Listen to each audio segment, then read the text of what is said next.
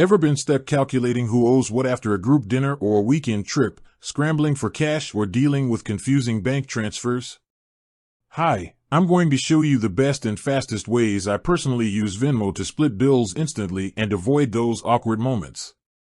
This isn't just about sending a request, it's about using Venmo's specific features to handle different types of group expenses quickly and fairly.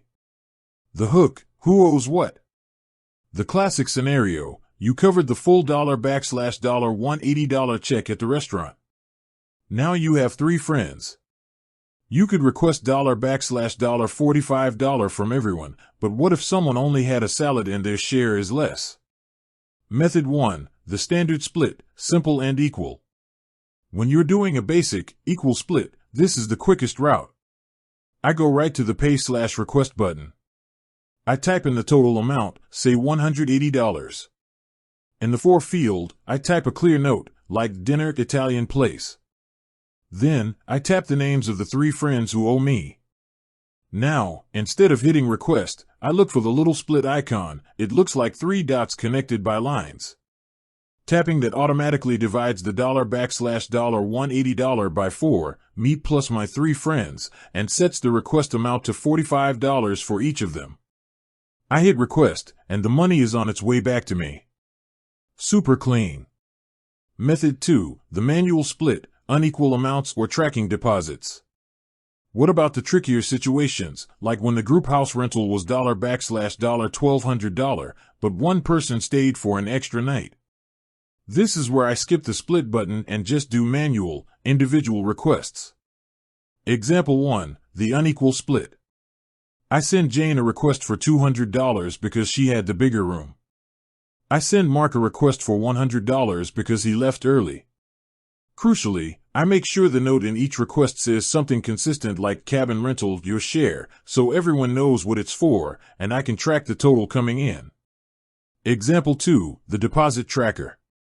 If I'm collecting a refundable deposit, say $$50 from 6 people, I make a separate request for that exact amount from each person. I use a note like security deposit, July trip.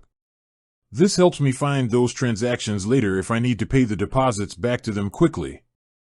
Method 3. Group payments and scanning QR codes, the quickest way. This is a game changer for larger groups, especially if you're standing right next to the person.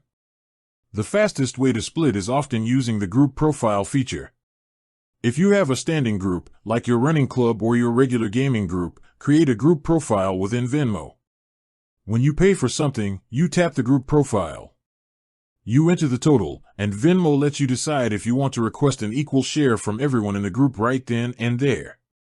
This avoids having to search for 3, 4, or 5 separate names. Even better for in-person transactions. I use the scan feature. If my friend covered the coffee tab and needs to request from me, they can pull up their personal QR code. I scan it, type my share, and pay instantly. It eliminates searching for names, especially if someone has a common name or a unique username. Final tip: using the funds immediately. My final recommendation to keep things simple: always have a linked bank account or debit card. When the money hits your Venmo balance from your friends, I immediately transfer to bank.